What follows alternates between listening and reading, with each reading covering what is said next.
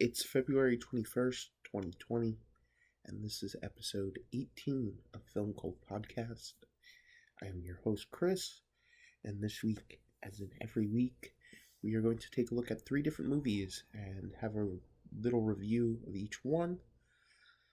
I will talk about each one individually, show a little poster and information, and that's about it. Last week we had a little bit of a theme for the 3 films that loosely connected them all together. They were all very trippy and psychedelic movies. Scanner Darkly, Fear and Loathing in Las Vegas, and there was a third one, which just now I cannot even remember. This week I kind of talked about at the end of last episode, trying to explore more movies from the 60s and 70s and 80s. I've been kind of jumping around the more current 2000s. So this week I have a movie from 1984. I have a movie from 1974. And I originally planned to have a movie from 1931, but I did not get to that movie yet. So I'm going to review something else that I've seen, and this one's a little bit more of a newer release, came out either 2019 or 2020, but I did get an 84 title and a 74, so we're kind of getting there to the years of movies that I wanted to see. So the first film that we're going to talk about is Amadeus from 1984. This is Milos Forman's biographical drama film about the musical composer Mozart, so we're going to talk about that movie for a little bit. Then we're going to talk about the Roman Polanski film, neo-noir mystery film. Funny that it's a mystery, because the third one is also a mystery film, but this is the 1974 movie starring Jack Nicholson called Chinatown. And then, yes, we are going to finish off with a more modern movie, something that came out a little more recently that I've been talking about on this particular podcast for a very, very long time. And I finally got the chance to see it a few weeks back. And I actually got the chance to see it again. So it's very fresh in my mind. So we will be reviewing the 2019 drama mystery thriller Knives Out, which is directed by Rian Johnson and stars a whole bunch of people. But yes, we will be getting to that as well. It's one of the more modern day whodunit films. And I guess we could talk about some comparisons between that and another mystery film that I am going to talk about right before that, which is Chinatown. So anyway, enough with the complicated mumbo jumbo. I guess I will get right into the reviews. I'm going to try to hit 30 minutes on this one, but I feel like it's not going to happen again. I just, not that there's not enough to talk about with these 3 films. I do think there is, but just my interest in not doing the show, but it's just been a really, really tough week for trying to get these movies in. So I apologize if these are feeling a little bit lacking. I don't think many people are listening anyway, so I guess this is more or less me pushing myself to just continue doing what I was doing, because I'm already at 18 episodes in, and I do enjoy talking about movies, whether or not anyone listens to this show, which is available on YouTube and Spotify, for anybody wondering how to get to a different way of viewing this than the other way that you're listening. So, without further ado, I am going to get into our first review, which is, like I said, the biography, drama, history film Amadeus, which came out in 1994. It's directed by Milos Forman, and it stars F. Murray Abraham, Tom Hulse, and Elizabeth Berridge. Jeffrey Jones is also in this film as the Emperor Joseph II. So this is more or less a biographical telling of the life of Mozart through the eyes of a court composer named Antonio Salieri. They are 2 actual notable figures in real life during this time period, and we open with Salieri being much, much, much older than we see him throughout the course of the film. And I guess he's in like the modern day equivalent of like an old person's home. He's being cared for, and he's very, very elderly. And he's, I guess, met by a priest, someone of the church, who is there to discuss his life with him. And they begin talking about Mozart, and Salieri's basically like disgusted that this man knows Mozart's pieces and recognizes them very well, but does not recognize him, because he is actually a very famous composer as well. Nobody really knows who Antonio Salieri is, but we all know a lot of Mozart pieces, whether or not we even know that we know them, which was evident to me after listening to some of the music in this movie. I think it's a very, very good period piece. I think the settings and the sets, rather, look really nice, and everything looks to period of this. Sorry if this is the wrong period of time. I didn't really. I'm gonna guess that it's like Victorian era. I'm not sure the exact date, but like I said, Jeffrey Jones plays the Australian Emperor Joseph II. I think he does a particularly good job in this movie. You know, he's done some weird fucking things now, and kind of gets put in that like Kevin Spacey zone of like, you don't really talk about people like that. So, but for the time of this movie, it's good. Mozart's extremely wacky, a very weird individual, and I think they explore that enough. He's very, not naive, but just kind of like one of those crazy geniuses that works all through the night. He's always laughing and partying and making silly fart jokes and like kind of childish humor. But he's incredibly prolific writer and composer and musician, and he's incredibly talented, and he's been that way since birth, as they explain, that he was kind of like a trained monkey by his father to play all these instruments in perfect tune and perfect pitch and with great consistency. And so learning all these tidbits and stuff about Mozart is pretty fascinating, but this film is 3 hours long. I really am not interested in operas and composing and music of this sort. So I gave it my absolute best shot and my full attention, but it didn't really stick with me. And this film is extremely highly rated. This is a critically acclaimed film. 88 Metascore, 8.3 out of 10 on IMDb, which is fairly high. Like I said, 34 wins, 14 nominations, won 8 Oscars. Like, this is a very, very big and very, very successful movie. I just think it's not one for me. I really don't care about composing of music and Mozart and this jealousy that forms between Salieri and Mozart. I get the angle of the film where it could be appealing to some people, but yeah, I don't know, something about the age maybe, or just like the time period that it takes place in is just like something that really is not interesting to me. And some people might be scratching their heads and saying like, why did you pick this then? But like, I just want to explore any type of movie, and it was just one of those that was on the list. So yeah, just one more thing that I wanted to mention, that a lot of it, this is definitely not a strict biographical, there we go, type of movie. There's a lot of stuff that's been made up just for, you know, the sake of film and the sake of drama, and a lot of things that really didn't actually happen in real life. So I just wanted to say that to anyone going in think that all of this actually happened 100%. It's definitely not true. A lot of people like to bring that up. Doesn't defeat any of the movie for me personally. I just thought it was worth mentioning. I really thought the film was boring, and I don't recommend it. But if you are a fan of classical music or Mozart, or wanted to learn about him and his life a little bit more, this is definitely one that you should check out.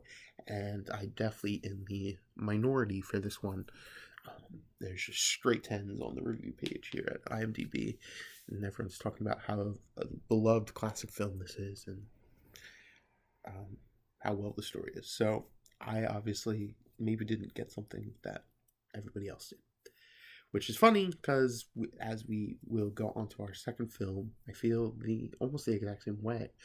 It has a very good cast.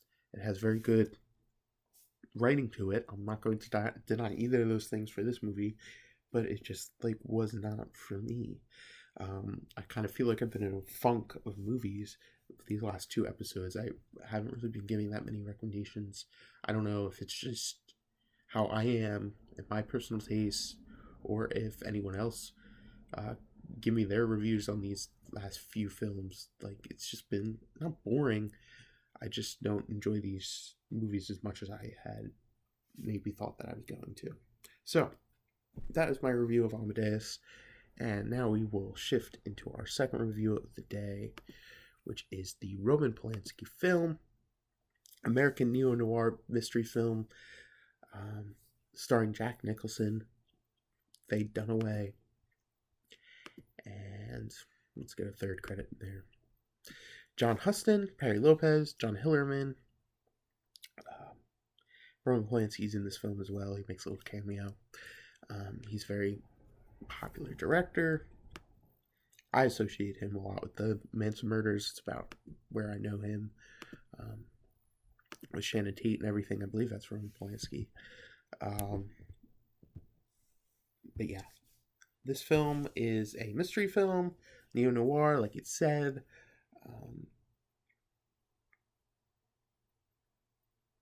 It's very interesting to see Jack Nicholson in a title like this, and Faye Dunaway. I feel like Faye Dunaway is such not a relic, but I don't see him, Nicholson and Faye Dunaway together like they are in this movie. It just was not 2 actors and actresses that I just didn't see paired together. But anyway, like I said, that's beyond me. Besides my thing, I ran into the same exact problem with this film as I did with Amadeus. It's just boring to me. I feel like I'm just again, this film is very highly rated, 8.2 I believe on IMDb. Metacritic score is 92. There's no reason why this film shouldn't have piqued my interest. I do like mystery films in general. The story takes place in about the late 30s, I want to say. Nicholson plays J.J. Gitz, who is a private investigator. He begins investigating. He does cheating spouses and that kind of investigation. And he ends up following a man named Hollis Mulray. Finds that he is having an affair, of course, and that there's a lot of fishy business going on within his community as well that Mulray is involved in. He reports this information back to who he thought was Mulray's wife. It was actually not. And so Mulray is kind of set up in this position, and there's a lot of corruption, a lot of private detective work, a lot of neo-noir concepts, kind of a lot of what I talked about. If I did talk about Motherless Brooklyn, Edward Norton film of that nature. I'm actually not sure even if I talked about it on the show or not, but that's another neo-noir private detective kind of film that I watched recently that just wasn't piquing my interest at all. Maybe I'm just getting too tired of the tropes and the familiar aspects of these films, but to me this just didn't do it either. And I feel really bad because these films are so highly rated, and I just keep looking for what I'm missing. And I am giving it my full attention, trying to watch these films all the way through, and it was definitely harder for me to finish Amadeus than it was to finish Chinatown. But I digress. So for me, personally, to wrap this second review up, I don't recommend Chinatown. Would be on my skip list, but neo-noir film, mystery kind of film, not bad by any means, just nothing worth recommending for me. So that is my second review of today, And we're, like I said, going to jump ahead a few years, many years, from 1974 to the 2019 film that just hit the DVD release. I believe if it's not out already, it definitely will be soon. And that is the Rian Johnson film, Knives Out, which is an American mystery film written by Rian Johnson as well. Written, produced, and directed by him. So it's a full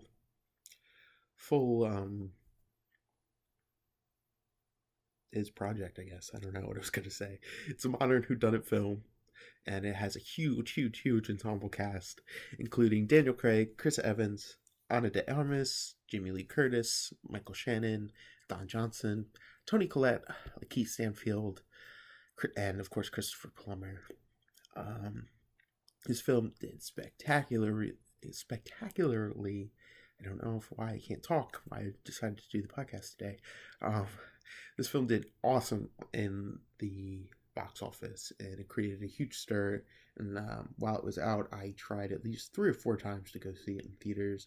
And the film, the theaters themselves were booked solid. I couldn't get a seat.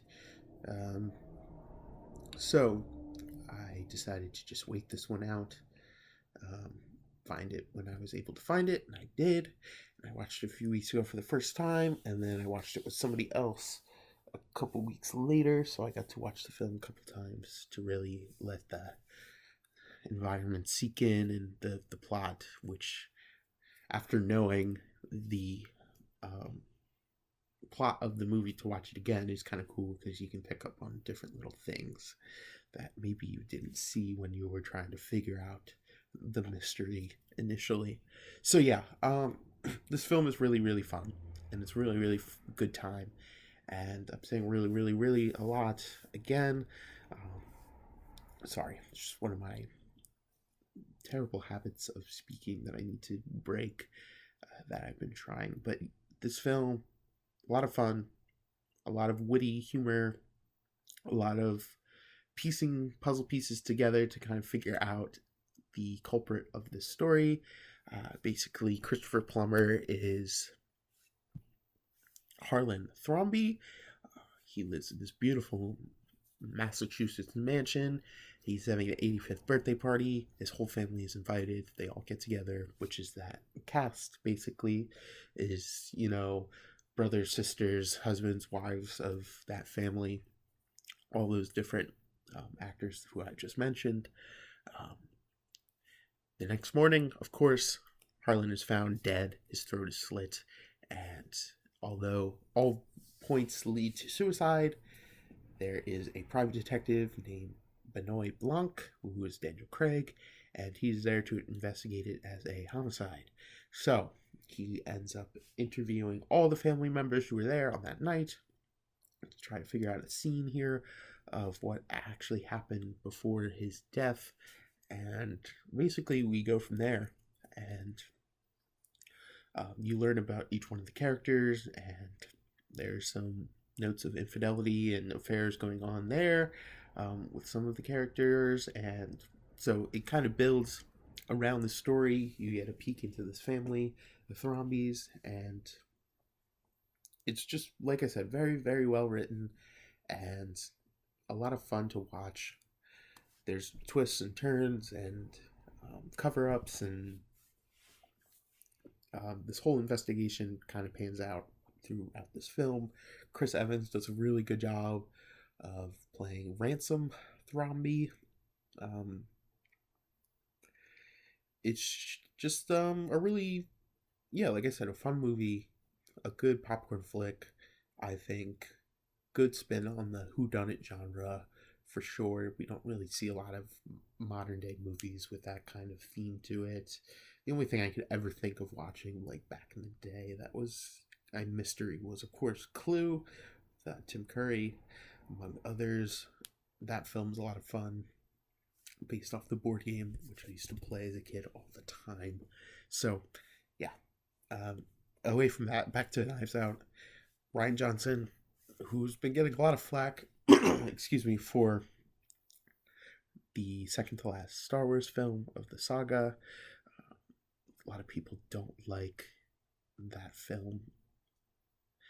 I want to just be ambivalent on that. I don't hate it. I don't love it.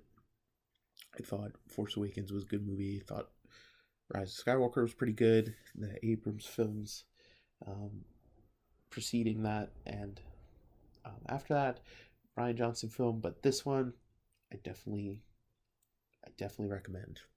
You should see it if you haven't seen it already.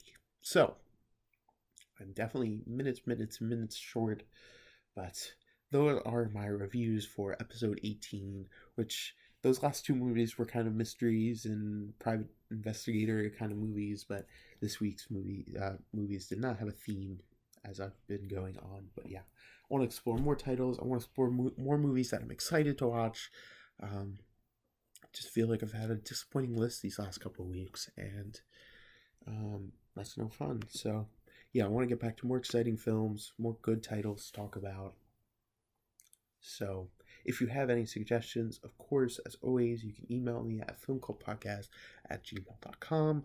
I will take your critiques. I will take your feedback. Anything that you want to write, I will write back. If this is your first time listening, I appreciate that so much. We are also available on Spotify if you're on YouTube. If you're on YouTube, or if you are on Spotify, we are also on YouTube. So those are the two streaming platforms that we are on. I did actually make the poster for the last film that we just looked at, Knives Out.